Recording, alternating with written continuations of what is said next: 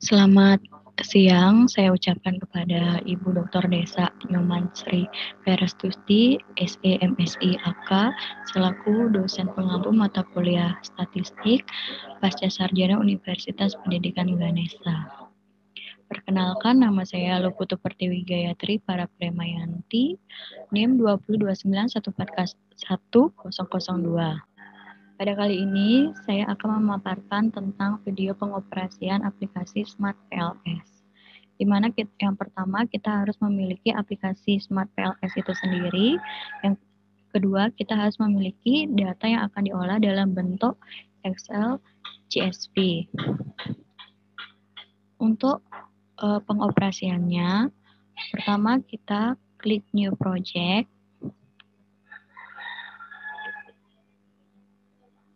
Kita klik New Project, lalu kita bisa namakan dengan project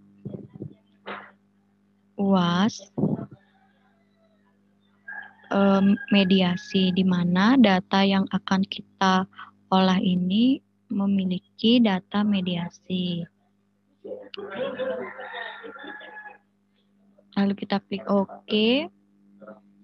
Selanjutnya untuk menginput data, nah di sini kita udah terlihat.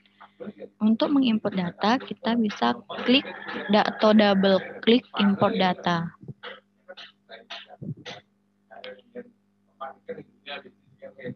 Kita klik import data, lalu kita mencari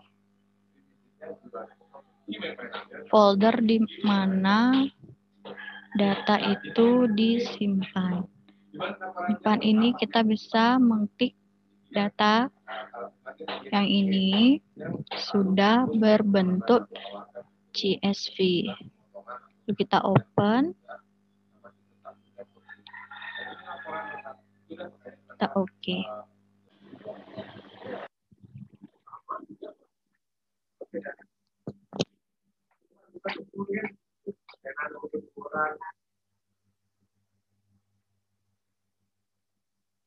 Selanjutnya, untuk memunculkan bidang gambar, kita klik Project UAS Mediasi. Nah, di sebelah sini, sebelah kiri ini, kita akan melihat variabel-variabel atau indikator dari yang pertama sampai yang terakhir. Nah, lalu untuk membuat gambarnya, kita bisa blok indikator yang ini.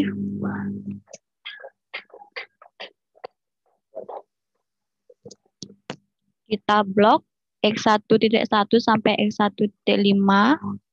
Lalu kita bawa ke sebelah sini. Dan akan terbentuk seperti ini. Begitupun selanjutnya untuk indikator X2.1 sampai kita blok juga.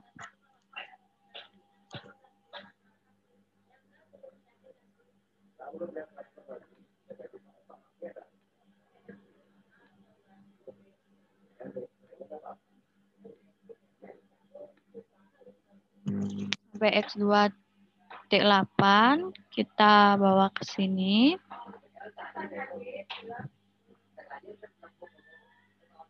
Nah, lalu indikator Y1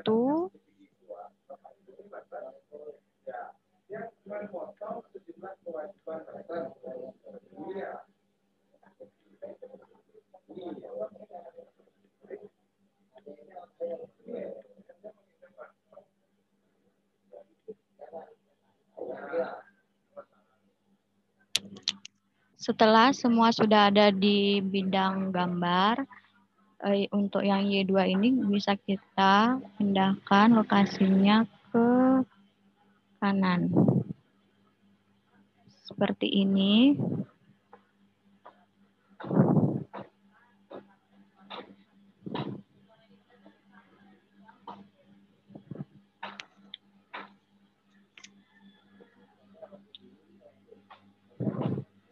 Selanjutnya, kita bisa merubah nama dari indikator ini atau nama variabel ini dengan cara klik kanan, lalu kita rename, dan kita gunakan nama X1.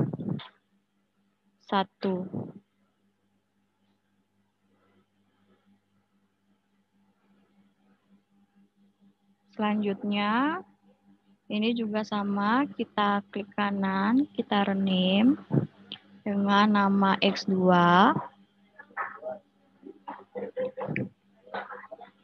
Kita rename dengan Y1. Lalu ini kita rename dengan Y2.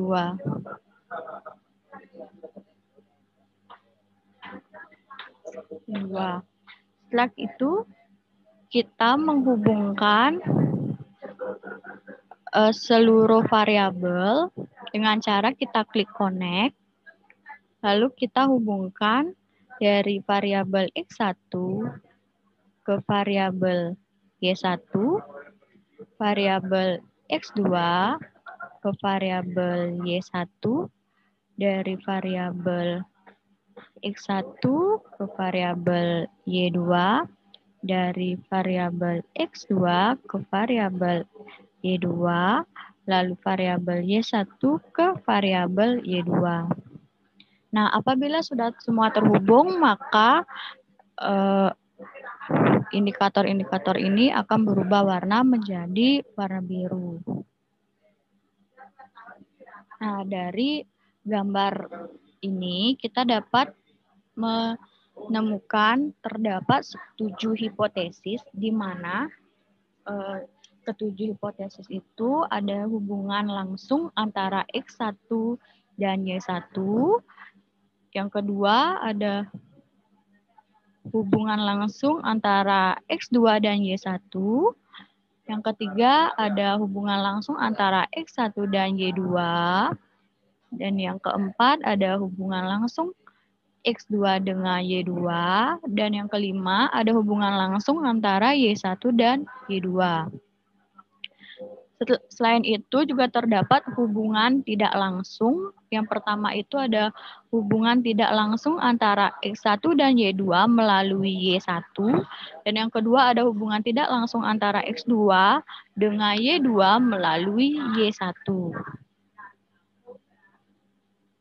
Selanjutnya kita akan mengecek validitas dan reliabilitas data.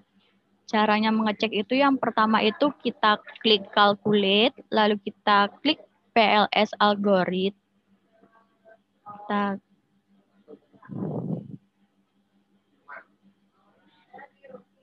Lalu kita mengklik start calculation.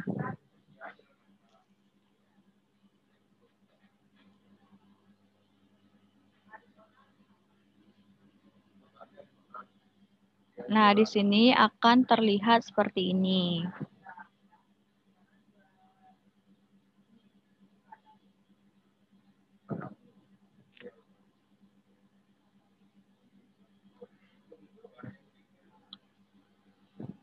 Pada gambar project ini akan terlihat angka-angka seperti ini.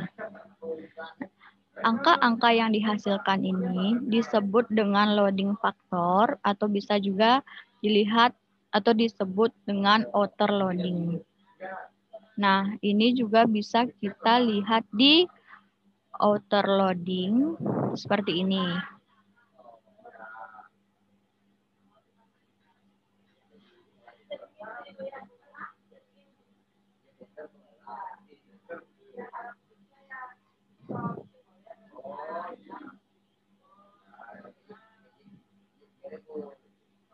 Jika hubungan dari setiap variabel ini sudah memenuhi validitas dan reliabilitas, maka outer loading ini akan berada di atas 0,5.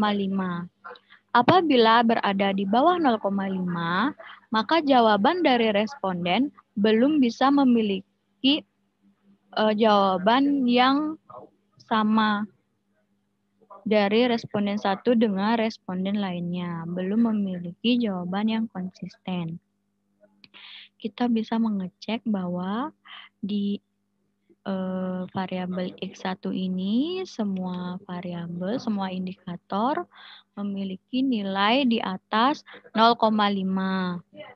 Di X2 kita bisa melihat bahwa semua indikator berada di atas 0,5.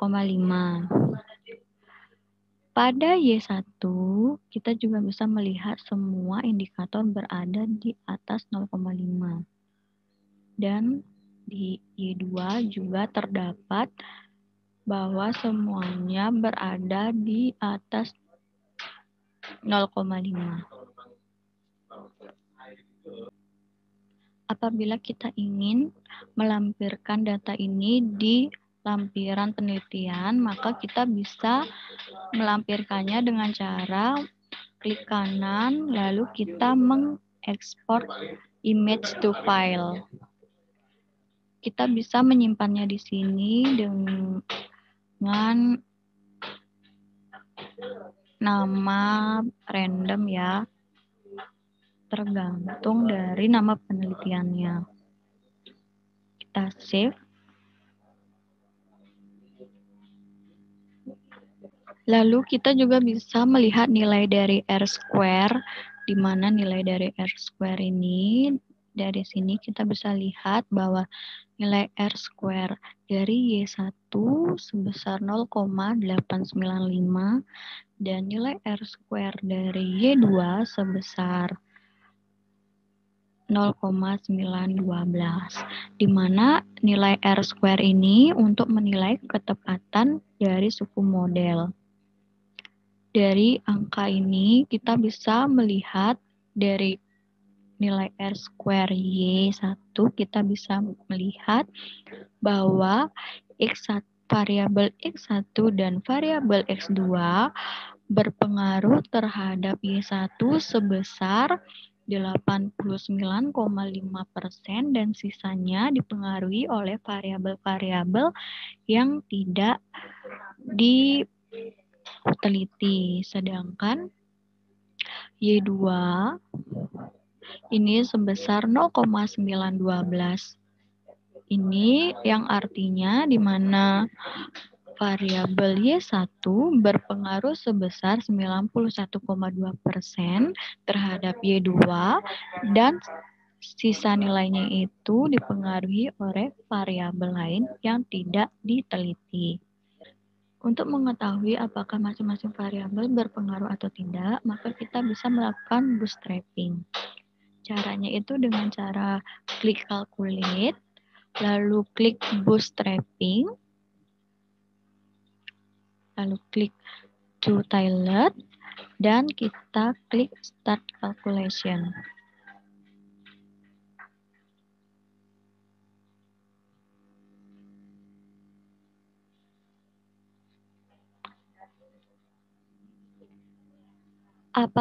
Apabila p-value ini berwarna hijau, maka variabel ini berpengaruh signifikan. Apabila berwarna merah, variabel ini tidak berpengaruh signifikan.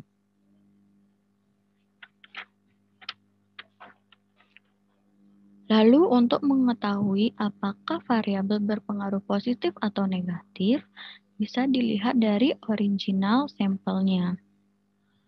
Nah, apabila berpengaruh positif, maka artinya bila X1, sebagai contoh, bila X1 meningkat sebesar 1 satuan, maka Y1 meningkat sebesar 0,251 satuan.